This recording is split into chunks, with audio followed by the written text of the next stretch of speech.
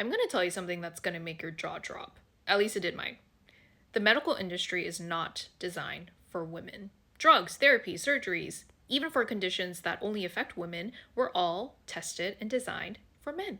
So it's shocking, but not surprising, that things like heart disease, adverse effects to drugs all affect women disproportionately because the methods that doctors use to diagnose and the treatments and drugs used to heal were never designed with our bodies in mind. The reason for all of this comes down to there's simply not enough data on the female body in research. And it's because it's only been 30 years since the NIH required female mice to be included in clinical trials. They basically looked at female mice and were like, ooh, too many hormones, too complicated, it's gonna delay our research. Females are basically smaller men. Let's go with that.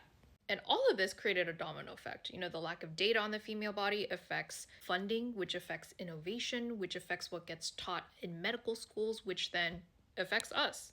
And I'm just sharing this because I feel like everyone should know, but I've just heard way too many stories of women's symptoms and pains getting ignored. And I honestly think it has more to do with the individual person or the doctor or the hospital. Like, there are real systemic challenges becoming more and more important, especially with this new administration of women or people with ovaries being way more proactive about their health and really taking more ownership over that versus just blindly relying on the medical system.